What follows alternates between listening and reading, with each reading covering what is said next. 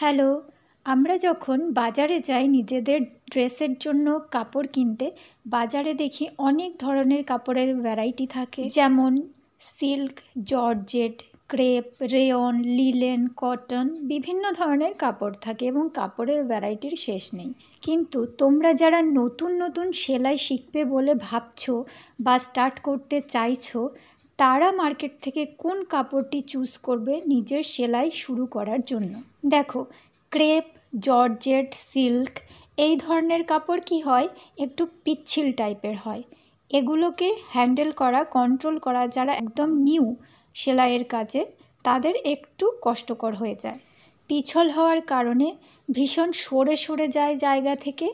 আর যেহেতু তুমি নতুন, সেক্ষেত্রে তুমি মেশিন এবং কাপড় হ্যান্ডেল করতে গিয়ে একটু প্রবলেম ক্রিয়েট হবে তোমার। যখন তুমি মেশিনে একটু অভ্যস্ত হয়ে যাবে কিছুদিন, তারপর তুমি এই ধরনের কাপড়গুলোকে হ্যান্ডেল করতে পারবে।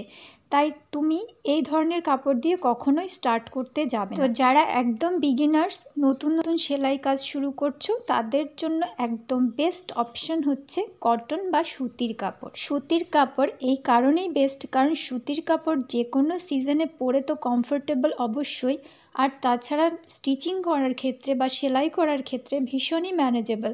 তুমি যেখানে যেভাবে ভাঁজ করে সেলাই করতে চাইছো, ঠিক সেভাবেই করতে পারবে। তাই যেভাবে তুমি চাইছো সেভাবে ফিনিশিংয়ের সাথে সেলাইটা কমপ্লিট করার জন্য সুতির কাপড় হবে তোমার জন্য বেস্ট অপশন। তাই বিগিনার্সরা অবশ্যই সুতির কাপড় দিয়েই তোমার সেলাইয়ের জার্নিটা স্টার্ট করে দাও।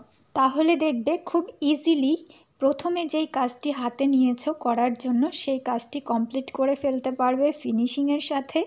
এবং প্রথম কাজটি কমপ্লিট করতে পারলেই কিন্তু তুমি নেক্সট কাজের জন্য আগ্রহ পাবে দ্বিগুণ পরিমাণ। আর তুমি যদি সুতি ছাড়া অন্য যে কোনো পিচ্ছিল ধরনের কাপড় সিলেক্ট করো, তাহলে তোমার প্রবলেম ফেস করতে হবে এবং সেই কাজটা যখন ডিফিকাল্ট হয়ে যাবে, তখন তোমার মনে হবে ধুরছাই, আমি আর করব না, আমার ভালো লাগছে না, হয়তো ছেড়ে দেবে বা ডিমোটিভেট হয়ে যাবে।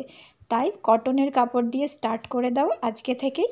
আশা করছি যারা নতুন সেলাই শুরু করতে যাচ্ছ, তাদের জন্য আজকের ভিডিওটি কিছুটা হলেও হেল্পফুল হবে, উপকৃত হবে এই ভিডিও থেকে।